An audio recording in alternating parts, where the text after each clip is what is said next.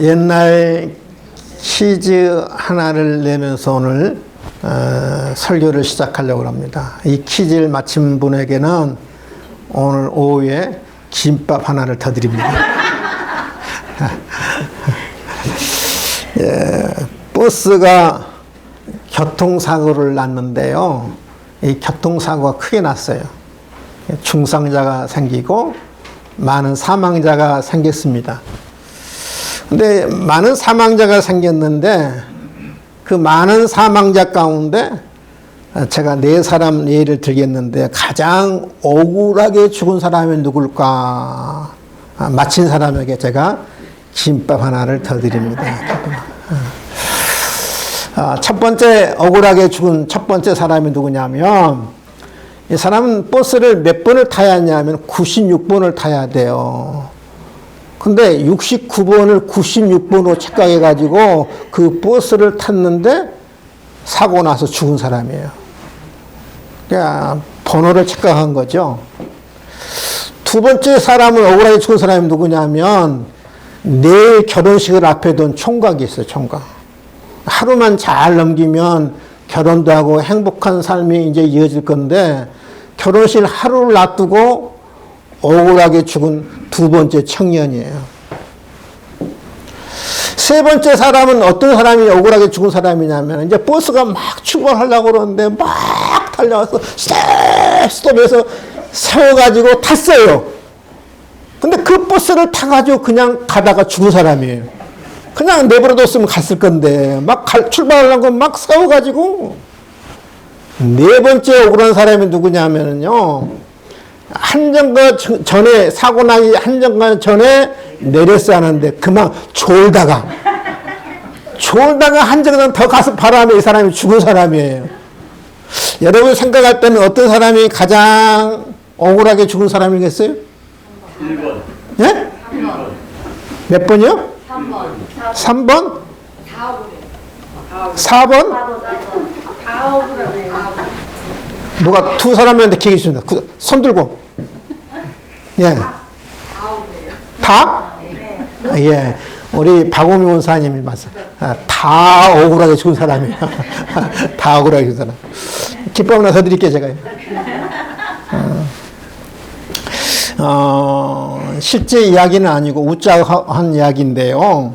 근데 웃어 넘길 수는 없는 이야기죠. 왜냐하면 이 억울한 이야기가 사실 내 삶에서도 일어날 수도 있고 우리 주변에서도 늘 일어나고 있기 때문에 이 이야기가 꼭 웃자고 한 이야기지만 웃어 넘길 수만 없는 이야기죠. 문제는 이런 억울한 일들이 도무지 이해할 수 없는 일들이 우리 삶에서 늘 일어나고 있다는 사실이에요. 이해할 수 없잖아요. 어떤 일들이요. 억울한 일들. 근데 이 이야기가 나의 이야기일 수 있습니다. 여러분 살면서 그러잖아요. 답답하고 안타깝고 속상하고 이해하기 어려운 일들을 당하면 우리는 그런 억울한 일을 당하면서 우리가 살고 있잖아요. 그러잖아요. 정말 속상하고 이해하기 어려운 일들을 늘 당하면서 우리는 삽니다. 근데 여러분 이런 억울한 일을 당할 때 우리가 어떤 질문을 하나요? 하나님, 왜 나에게 이런 일이 일어나야 하나요? 하나님, 왜 내가 이런 일을 내가 당해야 하나요? 하나님, 왜 하필 나에게 이런 일이, 왜 우리 가정에 이런 일이 일어나야 합니까? 우리는 그런 질문을 던지죠. 하나님 앞에. 우리는 때때로 이해할 수 없는 고통스러운 일들을 만나죠. 이유도 모르고요. 어떻게 대처할지도 모릅니다. 그러잖아요. 억울한 일들이 일어나, 억울한 일들이.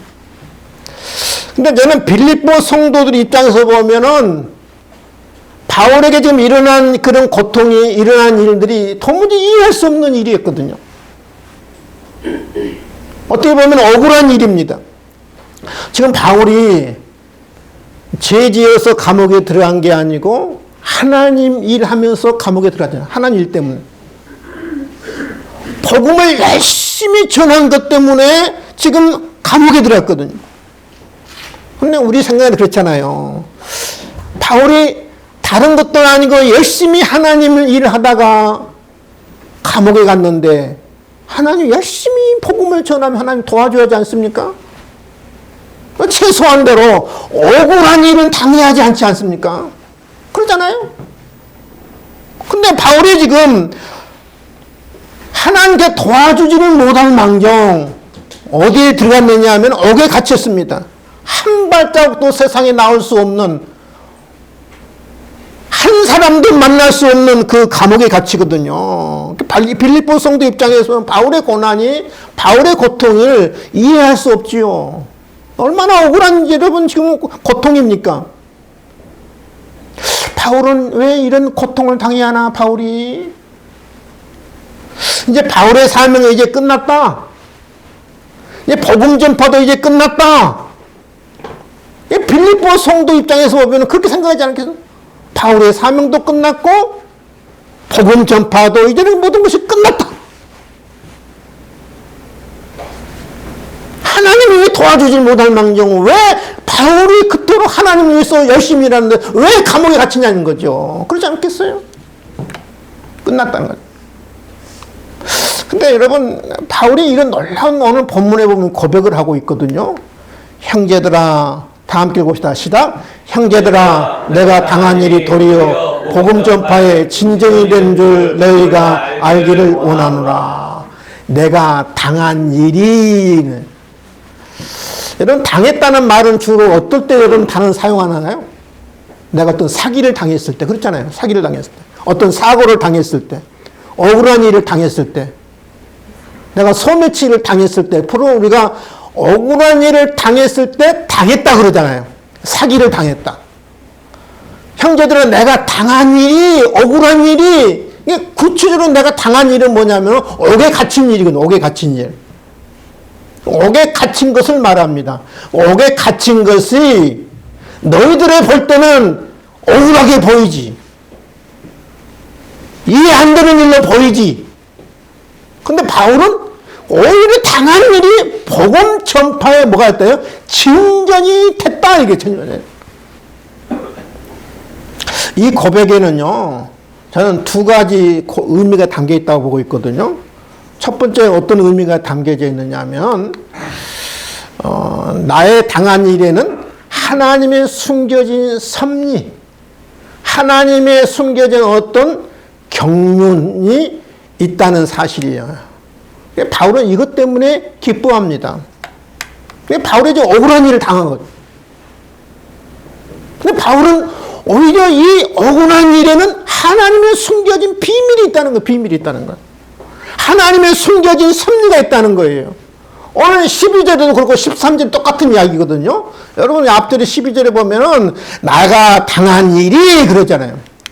오늘 13절에 나의 매임이, 12절은 당한 일을 구체적으로 13절에 이야기합니다. 나의 매임이, 그런 매임이. 이 매임이라는 말은 원래 뜻은 쇠사슬을 이야기해요. 쇠사슬을. 나의 쇠사슬이 이 말입니다.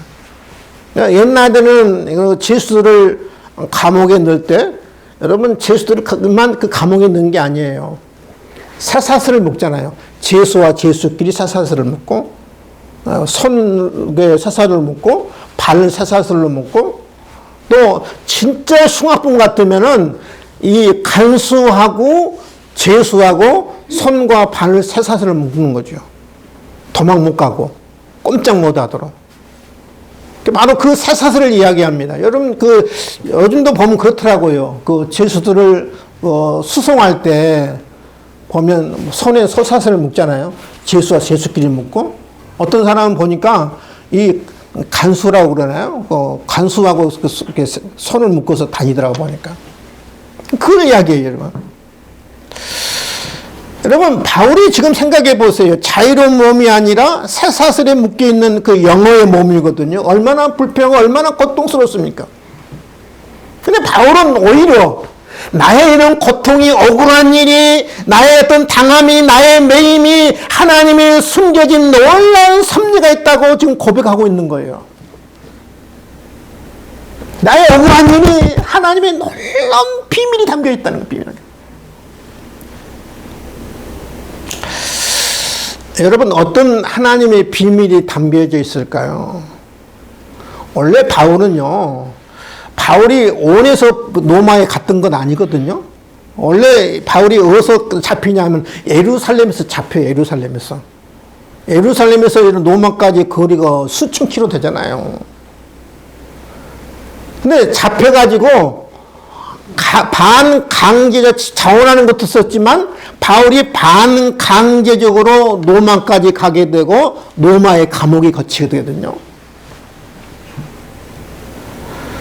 근데 이게 얼마나 억울한 일이에요, 여러분. 근데 바울이 가만히 생각해 보니까 나의 매임이, 나의 쇠사슬이, 나의 감옥에 갇힌 것이, 내가 당한 일이 하나님의 숨겨진 놀라운 섭리가 있다는 거예요. 비밀이 있다는 거예요. 어떤 비밀이 있었을까요, 여러분요?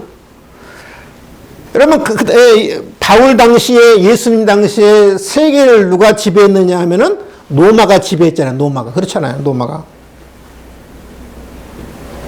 세계를 지배하기 위해서는 어디를 지배하느냐 하면 로마를 지배하거든요. 로마를 지배하기 위해서는 그 로마의 핵심부를 점령해야 하거든요. 하나님이 바울에게 그렇게 명령한 거예요. 로마를 복음으로 정복해라. 복음. 바울이 감옥에 갇히면서 그걸 깨달은 거예요. 야, 나의 갇힘에는, 나의 놀라운 옥에 갇힌 것은, 나의 매인 것은 하나님의 놀라운 섭리가 있다는 거예요. 놀라운 섭리. 복음으로 세계를 정복하라. 로마를 정복하기 위해서는 로마의 핵심부를 정복해야 한다. 복음으로 정복해야 한다. 그래서 보세요. 나의 매임이 그리스도 안에서 모든 시대왕과, 그런 시대왕과. 이 시대라는 말은 로마 황제의 경호를 맡았던 그런 친위 부대예요. 로마 황제의 경호를 맡았던 친위 부대. 오늘 같으면, 우리 같으면 수도방위 사령부. 예, 지금은 제가 청와대인지 용화대인지는 제가 구분이 잘 안 가요. 지금 용화대라고 그래요? 청와대라고 그래요? 대통령은, 예? 대통령실. 대통령실이라고 그런가요? 옛날에는 청와대 하면은 청와대 경호를 맡았던 사람들을 이야기하거든요. 대통령실이라는지 잘 모르겠습니다만, 하여튼 간에 대통령의 경호를 맡았던 시대가 사람. 시대왕과 그 밖에 모든 사람이 났다. 그 밖에는 로마의 핵심 지도 요원들을 이야기해요. 우리 같으면 장관들, 수석들, 그런 사람들 이야기하거든요. 그 사람들에게 뭐냐면은 복음이 나타났다. 그래, 복음이 나타났다. 그냥 바울이 감옥에 갇히면서 그렇게 깨달은 거예요. 하나님께서 나를 로마의 감옥에 갇히게 한 것은 복음으로 로마를 정복하고, 로마를 정복하기 위해서는 이 로마의 핵심부를 점령하라는 하나님의 섭리가 있었구나. 바울은 그걸 깨달은 거예요. 여러분, 우리가 보통 고통을 당하면요, 우리가 하나님의 섭리는 보지를 못해요. 하나님의 비밀은 보지 못하고 뭔만 보이냐면 고통만 보여요. 환경만 봐요. 그래서 우리가 고통을 당하면, 무슨 일을 당하면 우리는 늘 억울해요. 원망해요. 불평해요. 왜냐하면 하나님의 섭리는 안 보이고 뭐만 보이냐면 환경만 보이기 때문에 그래요. 환경만. 바울도 여러분, 하나님의 숨겨진 비밀과 하나님의 숨겨진 섭리를 보지 못했다면 뭐겠어요? 원망하고 불평하지 않았겠어요? 근데 내가 당한 일은 뭐가 있냐? 하나님의 놀라운 비밀이 숨겨져 있다는 거거든요. 섭리가 숨겨져 있다는 거예요. 그래서 여러분, 고통을 당하고 어려움을 당할 때마다 우리가 꼭 암송해야 할 성경 구절이 있어요. 생각해야 할 성경 구절이 있어요. 근데 우리는 이거 생각 안 하거든요. 무슨 성경 구절을 여러분 생각해야 하냐면, 로마서 8장 28절 한번 다 함께 읽어봅시다. 자, 시작. 하나님을 사랑하는 자, 그 뜻대로 부르심을 이룬 자들에게는 모든 것이 합력하여 선을 이루느니라. 따라합시다. 모든 것이 합력하여 선을 이룬다. 여러분, 우리 인생 삶에서 여러분 불행도 있습니다. 고통도 있습니다. 억울함도 있습니다. 손해도 있습니다. 유익도 있습니다. 형통도 있습니다. 행복도 있습니다. 이게 모든 것을 하나님이 그 김장할 때 막 버무리잖아요. 그렇죠? 고춧가루도 넣고 소금도 넣고 또 액젓도 넣고 또 소금, 설탕도 넣고 해서 버무리잖아요. 그렇죠? 이게 버물려서 뭐가 돼요? 김장김치가 나오네. 김치가 나오잖아요. 다 버무려서. 거기서 하나하나 빠져보세요. 맛있어요? 없어요? 맛 없잖아요. 여러분, 김장할 때 다 이게 버무려가지고 맛있는 김치가 나오는 것처럼 우리 하나님이 그렇게 하는 거예요. 내가 억울한 일, 슬픈 일, 고통스러운 일, 힘든 일, 행복한 일, 좋은 일 다 이렇게 버무려가지고 결국은 나를 어떻게 하냐면 합력하여 선이다. 나를 유익하게 만든다는 말이에요. 아멘? 근데 이 하나님의 비밀과 섭리를 모르고 우리는 늘 뭐만 생각하냐? 환경만 보는 거예요. 환경만.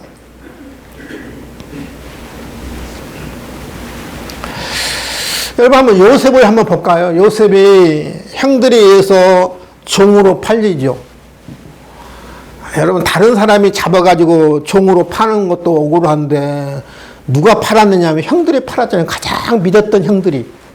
가장 사랑했던 형들이, 가장 좋아했던 형들이. 그처럼 억울한 일이 어디 있어요? 억울한 일이.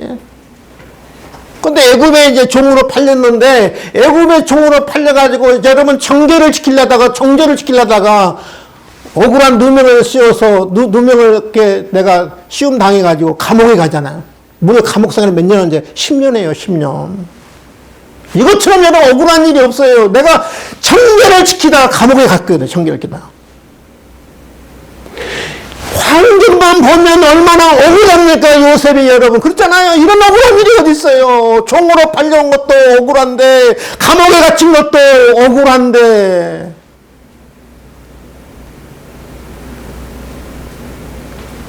근데 이 요셉이 나중에는 어떤 고백을 한가요? 형들에게 고백합니다. 창세기 50장에. 당신들은 형들을 이야기해, 형들, 당신들은 나를 헤아려 했으나, 하나님이 그것을 선으로 바꾸사, 유익으로 바꾸사, 오늘날 같이 많은 백성의 생명을 구원하게 하시려 하셨나니, 나도 볼 수 없었고, 당신들, 형들도 볼 수 없었던 하나님의 비밀이 고통 속에 내가 당한 일에 숨겨져 있었다는 거예요. 믿으시면 아멘? 바울도 이 믿음이 있었고 요셉도 이 믿음이 있었고. 그래서 여러분, 우리가 억울한 일을 만날 때마다 하나님이 내게 말씀하신 하나님의 음성을 들을 줄 알아야 돼요. 사랑하는 아들아, 사랑하는 딸아, 네가 당하는 일을 통하여 이루고자 하는 나의 놀라운 섭리가 있단다. 나의 사랑하는 딸아, 내가 당하는 억울한 일을 통해서, 고난을 통해서 이루고자 하는 놀라운 나의 섭리가 있단다. 믿으시면 아멘? 나의 놀라운 하나님의 섭리가 있단다.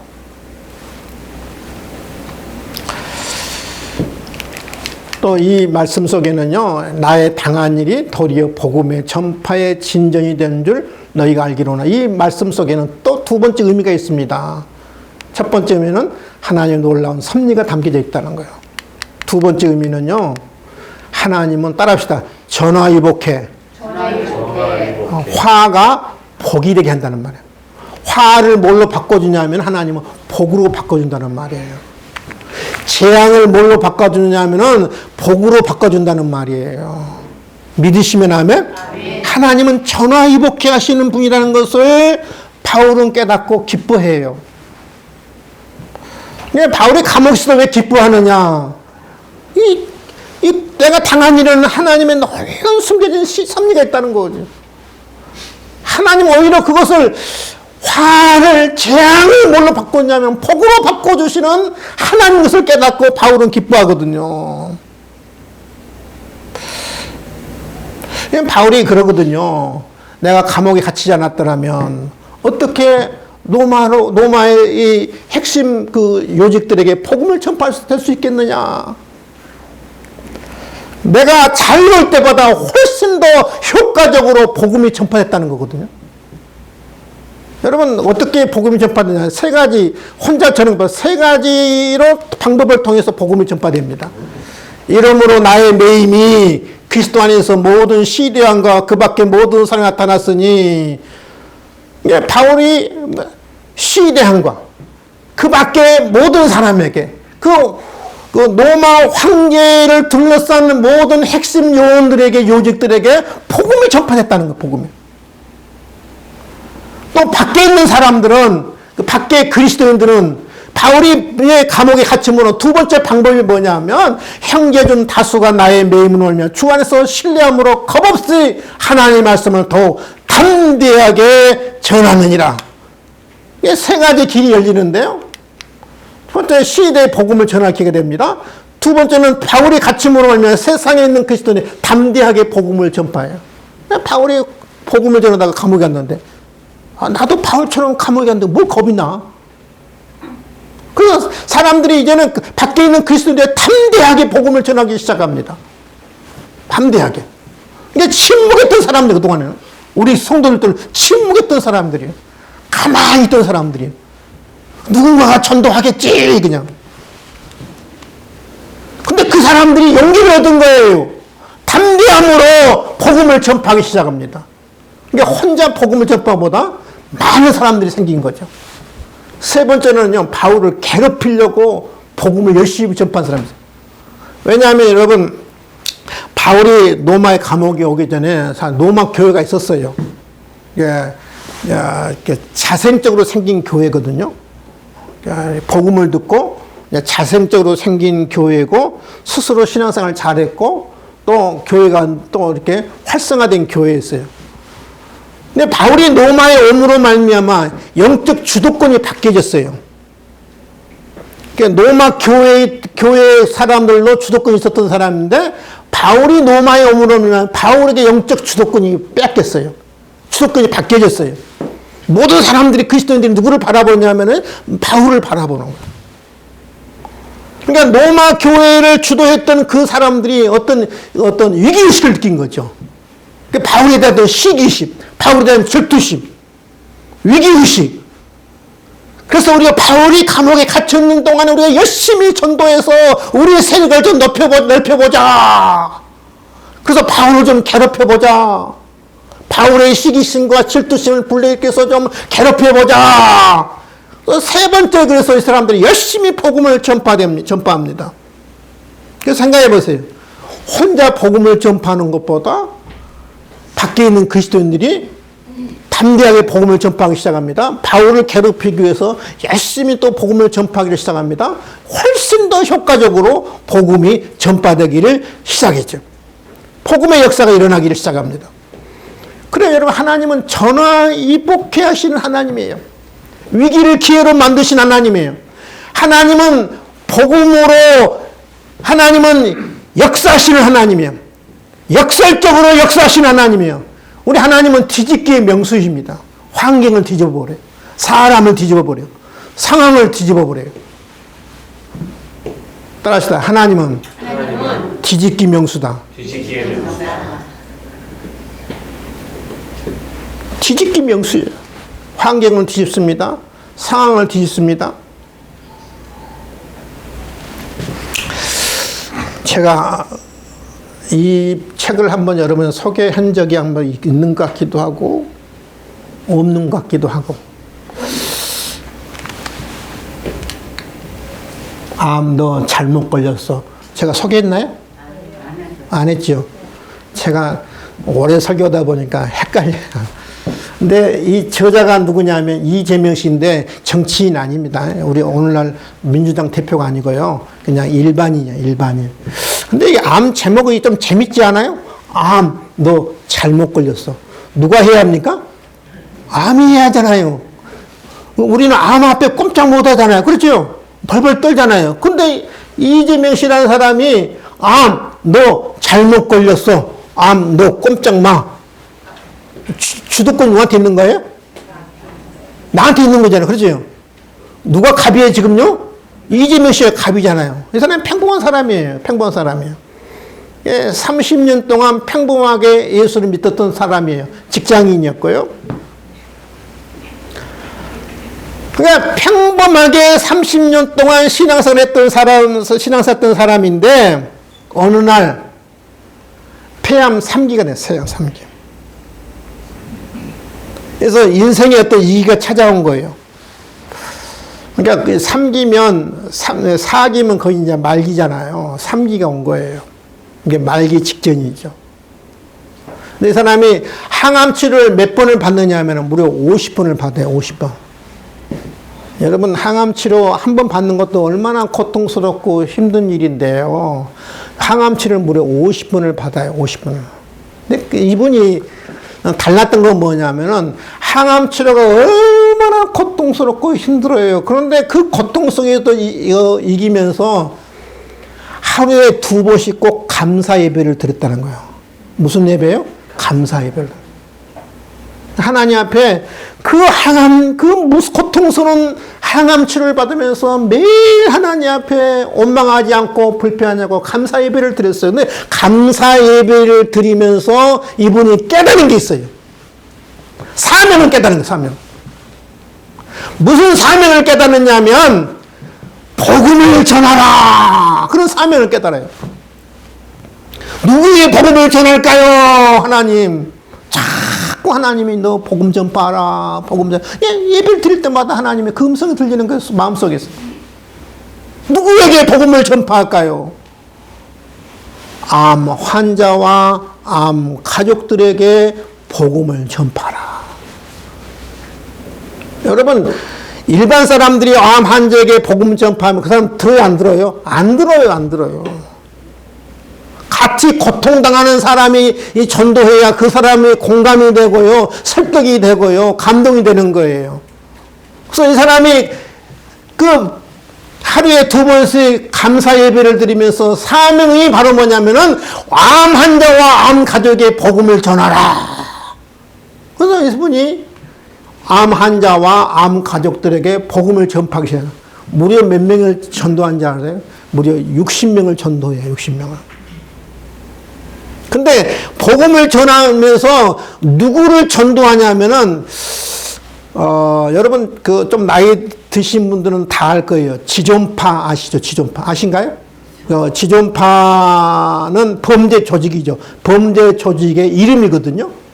7명이 지존파 살인자들의 어떤 그 범죄 조직을 구성하잖아요. 이 사람들은 아주 엽기적인 연쇄 살인을 벌입니다. 엽기적인.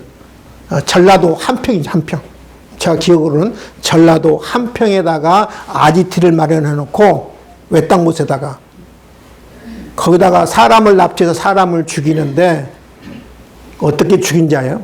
사람 인육을 먹어요. 인육을 먹어요. 지존파예요. 7명이.